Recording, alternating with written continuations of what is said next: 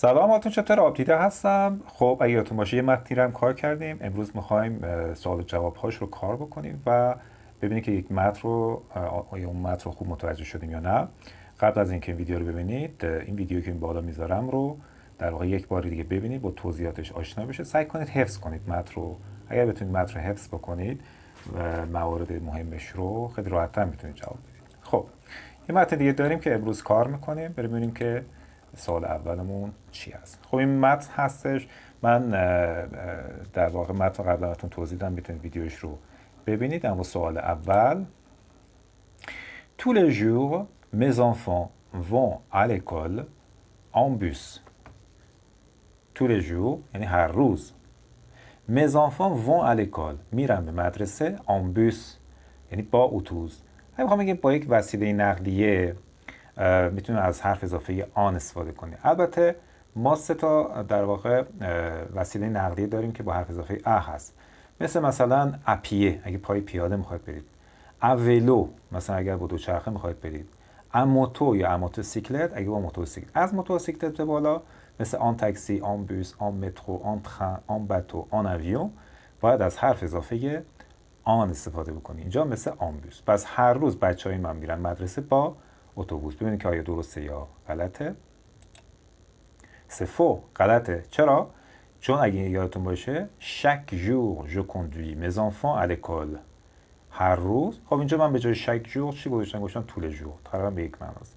je conduis mes enfants à l'école.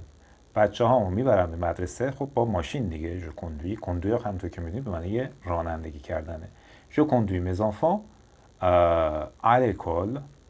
بنابراین با ماشین شخصی آن voiture personnelle هست، نه آن بوس. پس این جمله غلط بود. سوال بعدیمون: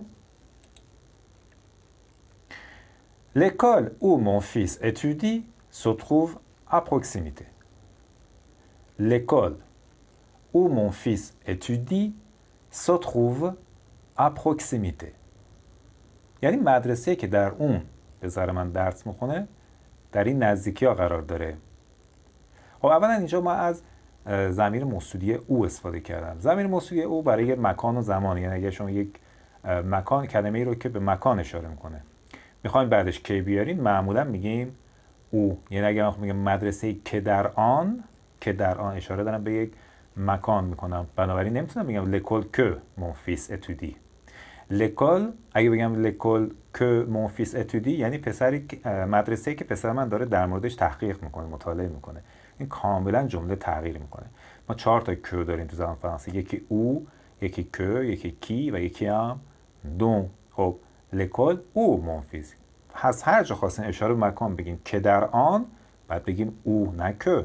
ما همه جا که نمیتونیم بگیم. l'école où mon fils étudie. étudie هم معنی هم تحقیق کردن، هم مطالعه کردن، هم درس خوندن. همه اینا رو معنی میده. پس مدرسه ای که پسرم توش درس میخونه se trouve قرار داره. ما همش از فعل être استفاده نکنیم. نگیم که l'école où mon fils étudie est à proximité. خب به جای ا میتونیم از فعل دو ضمیره se trouver یعنی قرار داشتن استفاده کنیم. ا پروکسیمیته یک عبارت که همینجوریه. ا پروکسیمیته یعنی قرابت، یعنی نزدیکی. اگه ما میگیم این نزدیکی ها میگیم ا پروکسیمیته. ببینیم که آیا درسته یا غلط. سوره درسته. پس مدرسه پسرم نزدیکه.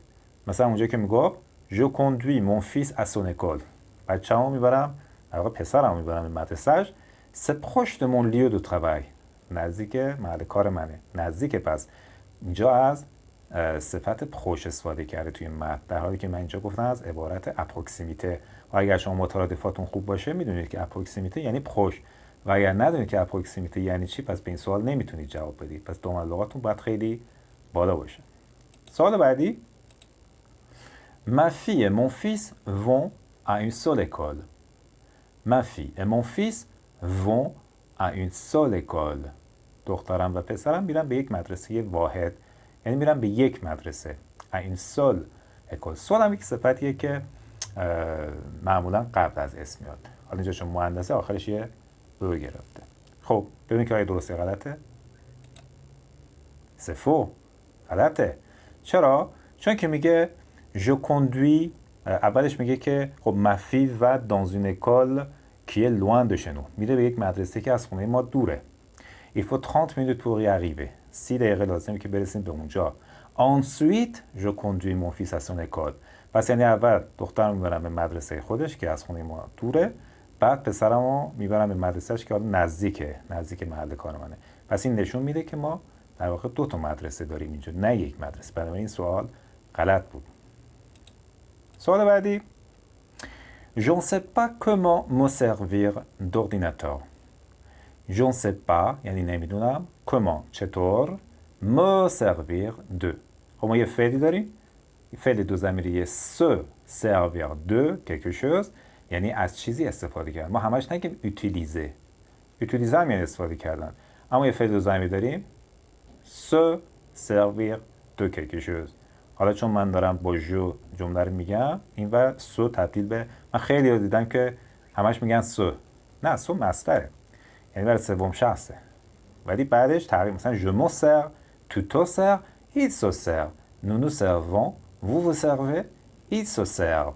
ببینید وقتی جو هست تبدیل به م میشه، ضمیر انعکاسیش میشه م و جو.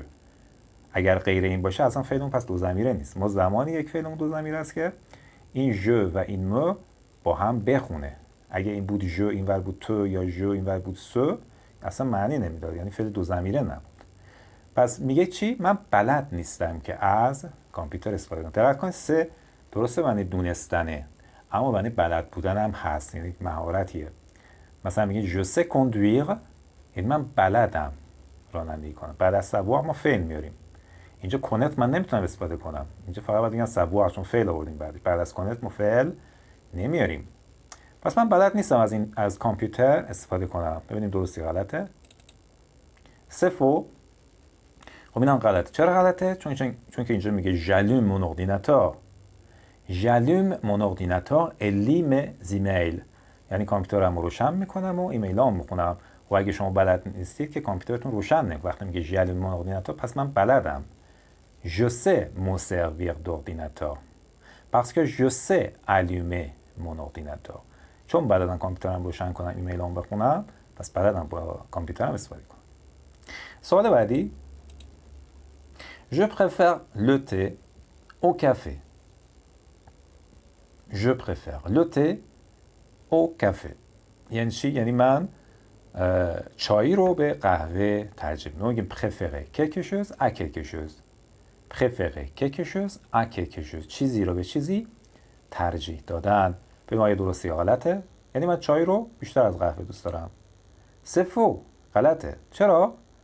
چون اینجا میگه که voilà, je prends une grande tasse de café. من یک فنجون قهوه داغ بزرگ میخورم. یا آخرش میگه j'ai besoin d'une autre tasse de café. باز دوباره قهوه میخورم. همین که هی کار میکنم مرتب قهوه میخورم. پس این نشون میده که من je préfère le café au thé.